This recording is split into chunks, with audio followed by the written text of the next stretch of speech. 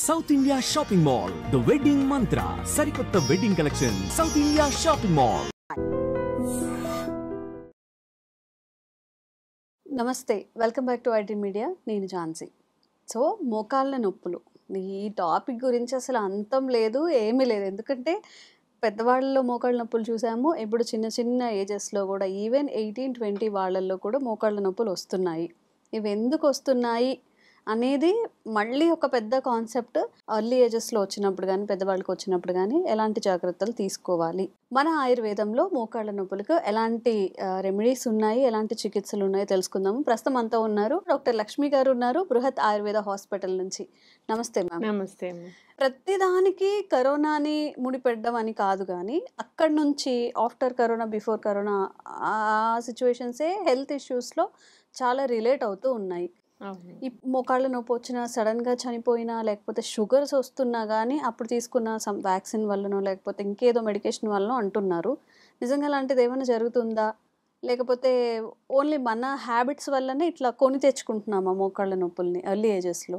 Actually corona అనేది ఏం చేస్తుంది మనకి, ఏమైంది కరోనా తర్వాత అనేది ఒకసారి చూసుకుందాం. కరోనా తర్వాత మనకి ఏంటంటే బ్లడ్ వెజల్స్ థిక్కనింగ్ అయిపోయింది. సో ఇంజెక్షన్స్ వల్ల కానీ అథెరోస్క్లెరోసిస్ ఫామ్ అవడం, బ్లడ్ వెజల్స్ థిక్కన్ అవ్వడం, సో అక్కడి నుంచి ఇన్ఫ్లమేషన్స్ రావడం, ఇట్లాంటి కండిషన్స్ మనం చూసాం. అంటే బీపీ సమస్యలు రావడం, స్ట్రోక్ సమస్యలు, హార్ట్ ప్రాబ్లమ్స్ రావడం, ఇవి ఉన్నాయి. కానీ మోకాళ్ళ నొప్పులు అనేది ఏంటంటే మనకి బ్లడ్ సప్లై ఎక్కడైనా తగ్గిపోతుంది అనమాట. అథెరోస్క్లెరోసిస్ వచ్చిందంటే బ్లడ్ వెజల్స్ థిక్కన్ అయిపోయినాయి అంటే మనకి బ్లడ్ సప్లై తగ్గిపోతుంది.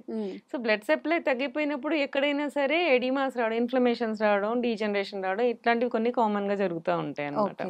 సో అట్లా ఉండుండొచ్చు, కానీ దీనికి కరోనాకి డైరెక్ట్ రిలేషన్ అయితే లేదు. సో హార్ట్ ప్రాబ్లమ్స్, బీపీ రావడం అనేది మాత్రం it is interlink to corona. So lung infections కొంచెం అంతవరకు కరోనా అనుకోవచ్చు. సో ఇవి మాత్రం మోకాళ్ళ నొప్పులు మాత్రం దానికి లింక్ ఉండకపోవచ్చు అని అనుకుంటున్నాను. సో ఎర్లీ ఏజెస్లో మనకి మోకాళ్ళ నొప్పులు వచ్చినాయి అంటే మోస్ట్లీ దానికి రుమాటిక్ ఫ్యాక్టర్ అనేది కారణం ఉందేమో అని చూసుకోవాల్సి ఉంటుంది. రుమాటాయిడ్ ఆర్థరైటిస్ అని చెప్పి ఒకటి ఉంటుంది అనమాట. సో ఆ డిసీజ్ ఏంటంటే బ్యాక్టీరియల్ ఇన్ఫెక్షన్ వలన వస్తుంటుంది అనమాట. అదొకటి జెనెటిక్ డిజార్డర్స్ వల్ల కూడా వస్తూ ఉంటాయి ఇవి. సో ఆ జీన్ ఉండే వాళ్ళకి ఆ బ్యాక్టీరియల్ ప్రోన్ ఇన్ఫెక్షన్స్ ఎక్కువ వస్తాయి అనమాట. సో అట్లాగా రుమాటిక్ ఫీవర్ రావడం, దానివల్ల మళ్ళీ మోకాళ్ళ నొప్పులు వచ్చి రుమాటాయిడ్ ఆర్థరైటిస్ రావడం, ఇట్లాంటివి జరుగుతుంటాయి ఎర్లీ ఏజెస్లో. వీటి వలన మనకి మోకాళ్ళ నొప్పులు వస్తుంటాయి. అది ఏంటంటే వాపు బాగా కనపడుతుంది వాళ్ళకి, చిన్నపిల్లలకి. ఒక 20-25 ఇయర్స్ వాళ్ళకి కాళ్ళు వాపు, రెడ్నెస్ కనపడడం, చెయ్యి మనం పెడితే కూడా ఫీవర్ మనకి వచ్చినప్పుడు ఎలా ఉంటుందో అలాంటి వేడిగా అనిపిస్తుంది జాయింట్ దగ్గర కూడా. సో అట్లాంటివి ఉన్నప్పుడు అదే ఒకటి. ఇంకొకటి కాజ్ ఏంటంటే చిన్నపిల్లల్లోనే ఆర్థరైటిస్ రావడానికి కారణం ఏంటంటే గౌటీ ఆర్థరైటిస్.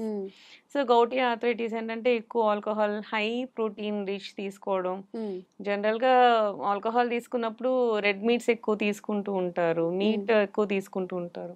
ఇలాంటి వాళ్ళు వాటర్ ఎక్కువ తీసుకోకపోవడం, ఈ రెడ్ మీట్స్ వల్ల ఏమవుతుందంటే యూరిక్ యాసిడ్ లెవెల్స్ ఎక్కువ వస్తాయి బాడీలోకి. ఈ యూరిక్ యాసిడ్ లెవెల్స్ ఎక్కువ వచ్చినప్పుడు అవి జాయింట్స్ లో డిపాజిట్ అయిపోతాయి. ఆ జాయింట్ డిపాజిట్ అయినప్పుడు అవి ఇన్ఫ్లమేషన్ వస్తుంది, అక్కడ వాపు తెప్పిస్తాయి అనమాట. అట్లా కూడా జాయింట్ ఆర్థరైటిస్ వస్తూ ఉంటాయి. దాన్ని గౌటీ ఆర్థరైటిస్ అంటారు. ఇవి రెండు కాకుండా వచ్చేది ఆస్టియో ఆర్థరైటిస్. ఆస్టియో ఆర్థరైటిస్ అంటే ఏజ్ పెరిగే కొద్దీ మనకి బోన్స్ మధ్యలో ఉన్న గుజ్జు తగ్గిపోవడము, ఈ బోన్స్ అరిగిపోవడము, ఇట్లాంటి వాటి వల్ల వచ్చేదానికి ఆస్టియో ఆర్థరైటిస్ అంటారు. సో ఇలా డిఫరెంట్ కైండ్స్ ఆఫ్ ఆర్థరైటిస్ ఉంటాయి. సో ఎవరికి వచ్చింది, ఎందుకు వచ్చింది, ఎలా వచ్చింది, దాన్ని బట్టి వాళ్ళకి ట్రీట్మెంట్ చేసేది అనేది ఉంటుందన్నమాట.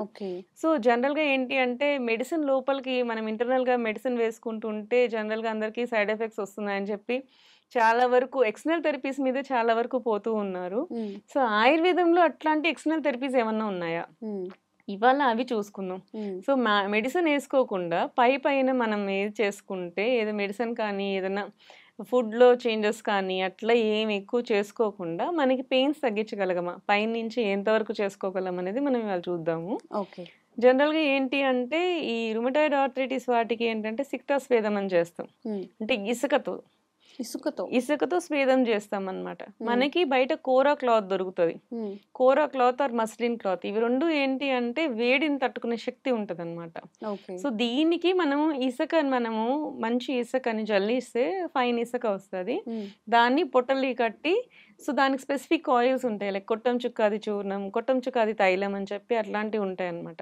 సో దాన్ని మనము స్పెసిఫిక్ ఆయిల్ ని మనం జాయింట్స్ దగ్గర రాసి ఈ ఇసుకతో మనం స్వేదం చేస్తాం అనమాట. అంటే దాన్ని వేడి చేస్తాం పెనం మీద, కొంచెం ఆయిల్ వేస్తాం, ఎర్రండ తైలం కానీ కొట్టం చుక్కాది తైలం కూడా దొరుకుతుంది. అలాంటి స్పెషల్ ఆయిల్స్ ఉంటాయి. ఆయిల్ తీసి వేడి చేసి ఈ ఇసుకతో ముడి కట్టి చేస్తామో దాన్ని పొట్టలి అంటాం. సో ఆ పొట్టలిని దాన్ని పెట్టి ఆ లోకల్ జాయింట్ దగ్గర మనం చేస్తూ ఉంటాం, మర్దనలాగా చేస్తూ ఉంటాం, ప్రెస్ చేసి పెడుతూ ఉంటాం. సో అదేం చేస్తుంది అంటే లోపల ఉన్న ఇన్ఫ్లమేషన్ ని తీసేస్తుంది, వాపుని లాగేస్తుంది అనమాట. సో అలా అలా చేస్తూ ఉంటాం. ఇది ఒక ప్రాసెస్. ఇంకొకటి, ఆ ఇసుక బదులు మనం పత్ర పుట్టలి స్వేదం అని చేస్తాం. పత్రము అంటే ఏంటి? లీవ్స్. సో దీనికి స్పెషల్ లీవ్స్ ఒకటి ఉంటాయి. మనకి బయట జిల్లేడాకులు దొరుకుతాయి కదా, జిల్లేడాకులు, ఆముదమాకులు, డ్రైవి తీసుకోవచ్చు, వెట్వి కూడా తీసుకోవచ్చు. సో మనం పొట్టలి తయారు చేసుకోవాలి అనుకున్నప్పుడు ప్రతిసారి మనం వెట్వి దొరకకపోవచ్చు కదా, మనం ముందే తీసుకొచ్చి ఆరబెట్టి పెట్టేసుకొని దాన్ని డ్రైవి కూడా తీసుకోవచ్చు. సో మునగాకు, వావిలాకు, అర్క ఫస్ట్, అదే మీన్స్ జిల్లేడాకు, ఆముదమాకు, మునగాకు, వావిలాకు, దత్తూరాకు అంటే ఉమ్మెత్తాకు, ఉమ్మెత్త పూలు, ఇవన్నీ బయట రోడ్ మీద దొరికేస్తాయి మంచిగా, అన్ని ఈజీగా దొరికే ఆకులు ఇవన్నీ. ఇవన్నిటిని మనము ఎండబెట్టేసేసి పొట్టలు తయారు చేసుకోవచ్చు. పొట్టలి అంటే సేమ్ ఇదే, ఈ మస్లిన్ క్లాత్ లో ఇవన్నీ వేసేసేసి ముడి కట్టేసేసి దానికి దారం చుట్టేస్తే పొట్టలే అవుతుంది. మనం జనరల్ గా వెట్టివి తీసుకున్నాం అనుకో, దాన్ని నైట్ నానబెట్టాల్సిన అవసరం రాదు. దాన్ని డైరెక్ట్ గా మనం ఏంటంటే పెనం మీద ఆయిల్ వేసేసుకొని దాంతో మనం పొట్టలి చేసేసుకొని చేసుకోవచ్చు. But when it comes to dry leaves, అప్పుడు ఏం చేయాలంటే ముందు రోజు రాత్రి మనం ఆయిల్ ని తీసుకొని అందులో వేసి పెట్టేసేయాలి. అంటే పొట్టలి చేసేసేయాలి. ఒక గిన్నెలో నూనె పెట్టుకోవాలి.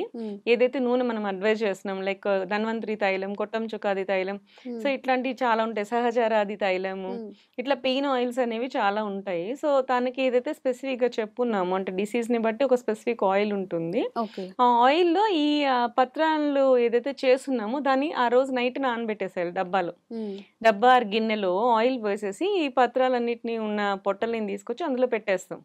సో నైట్ అంతా దాన్ని ఆయిల్ లో నానుతుంది. సో ఇవి మ్యూచువల్ ట్రాన్స్ఫర్ అవుతాయి. సో యాక్టివ్ ఇంగ్రీడియంట్స్ అనేవి అవి నెక్స్ట్ రోజు మార్నింగ్ ఆ ఆయిల్ తో మర్దన చేసుకొని ఈ పొట్టలిని తీసుకొని పెడితే మీకు దాని ఎఫెక్ట్ చాలా బాగా తెలుస్తుంది అనమాట.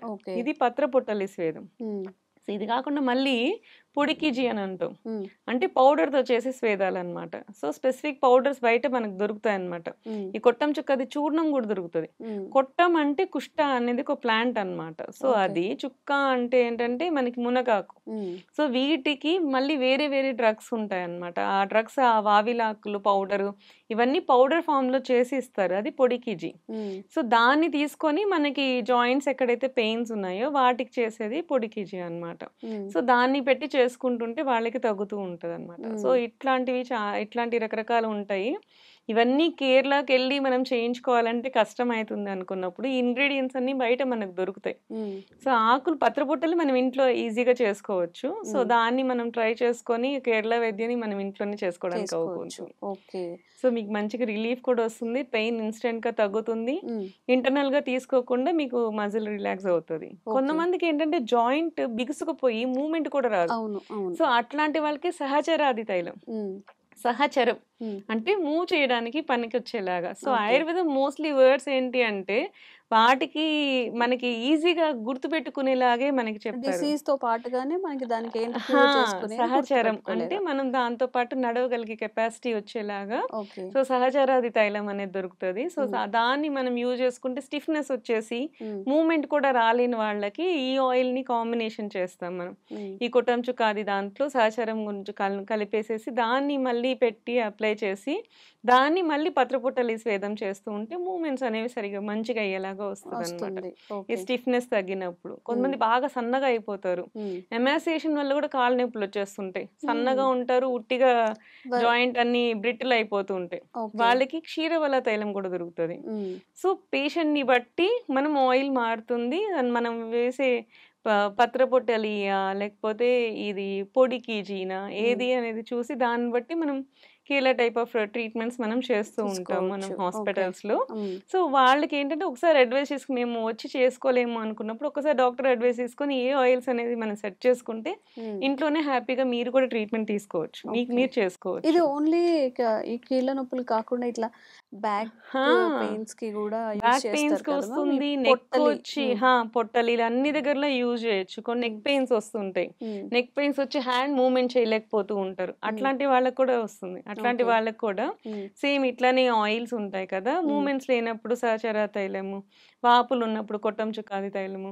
సో ఇలాంటి వాటిని యూజ్ చేసి ఇవేదైతే పత్ర పుట్టలి కానీ ఈ పొడి కిజీలు కానీ ఇవన్నీ కూడా యూజ్ చేసుకొని దాన్ని బట్టి మనం ఇక్కడ పెట్టుకోవచ్చు. ఓకే. నెక్ దగ్గర పెట్టుకోవచ్చు, హ్యాండ్ దగ్గర ఫ్రోజన్ షోల్డర్స్ అంటారు కదా, హ్యాండ్ దగ్గర పెట్టుకోవచ్చు, జాయింట్ పెయిన్స్ ఉన్న దగ్గర ఎక్కడ నీ జాయింట్ పెయిన్స్ ఉన్న దగ్గర పెట్టుకోవచ్చు, మ్మ్. ఈ యాంకిల్ జాయింట్స్ గౌటీ ఆర్థరైటిస్ అంటే ఈ ఫింగర్స్ దగ్గర కూడా వాపులు వచ్చేస్తూ ఉంటాయి, ఓకే. ఈ పాదాల్లో వాపులు వచ్చేస్తూ ఉంటాయి, అక్కడ పెట్టుకోవచ్చు. మ్మ్. ఇవి కాకుండా కూడా మనకి ఇంకా చాలా పొట్టలు ఉన్నాయండి. మ్మ్. ఈ నవర కేజీ అని చెప్పి స్కిన్ గ్లోయింగ్ కి చేసే పొట్టలు ఉంటాయి, ఇంకా చాలా రకాల పొట్టలు ఉంటాయి. అవి ప్రస్తుతానికి మనము వీటి గురించి మాట్లాడుకుంటున్నాం కాబట్టి ఆస్టియో ఆర్థరైటిస్ కి, arthritic any kind of pains కి మ్మ్. ఈ కైండ్స్ ఆఫ్ పొట్టలీలు చేసుకోవచ్చు మనం. ఓకే. ఫర్దర్ ఎపిసోడ్స్ లో ఇంకా చాలా పొట్టలు ఉన్నాయి, ఇలా ఇంకా చాలా టైప్ ఆఫ్ కేరళ ట్రీట్మెంట్స్ ఉన్నాయి. ఫర్దర్ ఎపిసోడ్స్ తెలుసుకుందామని లో మనం చెప్పేస్తా. తెలుసుకుందాం. ఓకే. సో మోకాళ్ళ నొప్పులకి మాత్రమే కాదు, ఫర్దర్గా మనకి ఎలాంటి బాడీ పెయిన్స్ ఉన్నా కానీ బ్యూటీ రిలేటెడ్ కూడా ఉంటాయి, అవన్నీ కూడా తెలుసుకుందాము. మీకు ఎలాంటి ఆరోగ్య సమస్యలు ఉన్నా కూడా కామెంట్స్ రూపంలో తెలియజేయండి, తప్పకుండా వీడియో చేస్తాము. Thank you ma'am. Thank you.